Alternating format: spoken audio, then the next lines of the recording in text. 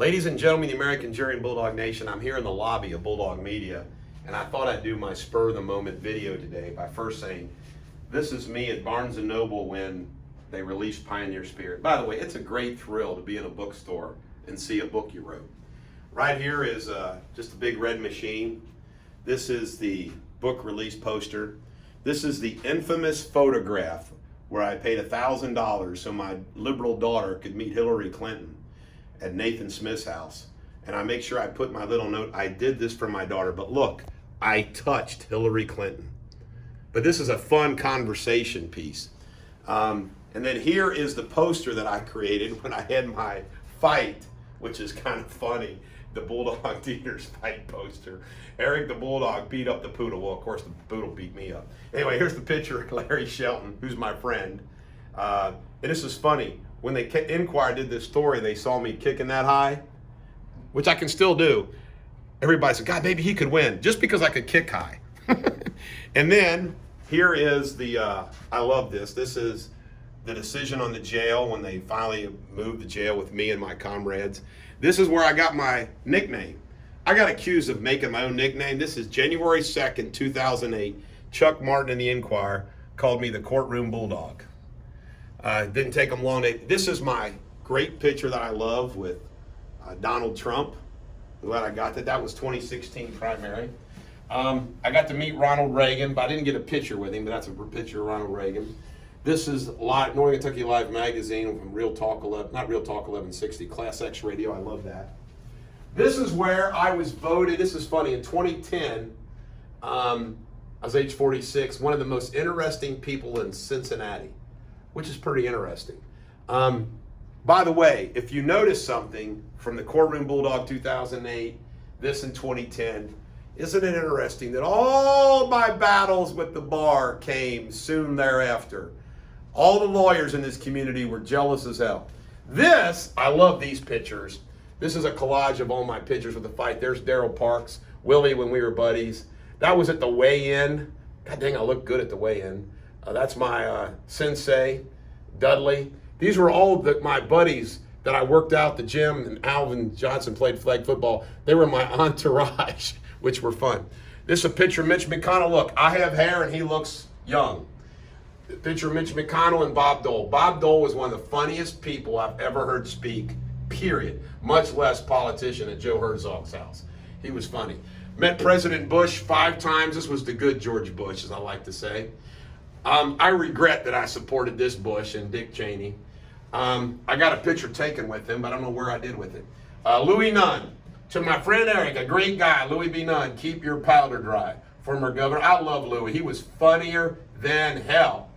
One of the times I met George Bush, this was Lawson Walker, the late Lawson Walker, Liz Thomas. She's the one that got me to become the chairman of the Kenton County Republican Party. I like Liz. Paul Patton, the Democrat. Look at those glasses of mine. Democrat for governor. I don't know what that was for.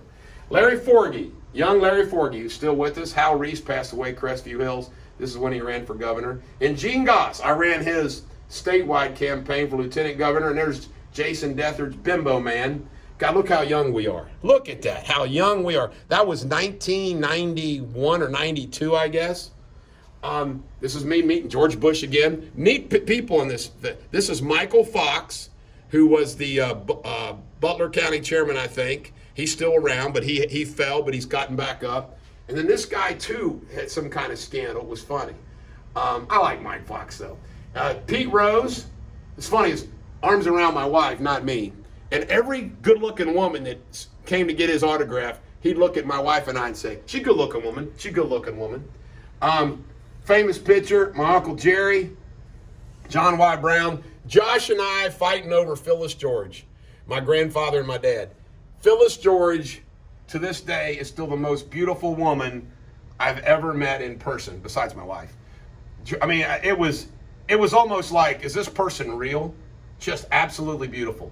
And then this is a really neat picture. This is me greeting the Crown Prince of Kuwait. Funny story behind this, and I got a follow-up note from George Bush. Great story behind this. My grandfather was the chairman of the airport. He says, hey, Eric, would you like to meet Vice President Bush? He's flying in for the All-Star game. I said, sure.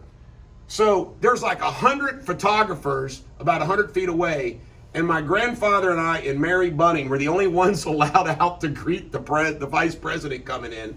Jim Bunning was flying with him. And they told us, do not touch the Crown Prince Kuwait. You're supposed to just bow.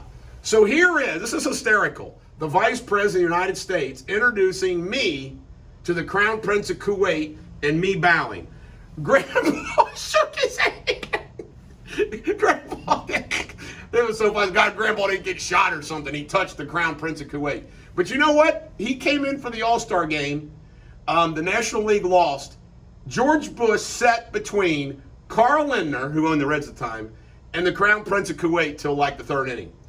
But I thought to myself, can you imagine that? You're sitting between Carl Lindner and the Crown Prince of Kuwait. Now, when Saddam Hussein invaded Kuwait, I told everybody we're going to war. And they said, how do you know?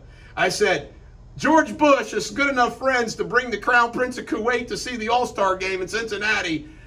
We got his back. Isn't that interesting that happened? This is a former life of mine, back when I had a political career. And then I tried to rejuvenate a little bit, fun for Trump. But this is in the 2016 primary. But as soon as he won the primary, Bevin, McConnell, all those guys took over because he needed them. He didn't need old me once the primary was over. I don't hold it against him because Senator McConnell was the majority leader. But it was kind of funny, man. I thought, hey, man, I can get in the club car with Trump, man. I was, Northern Kentucky chairman, one of the state leaders, helped him win the primary. But after he won the primary, we were persona non grata.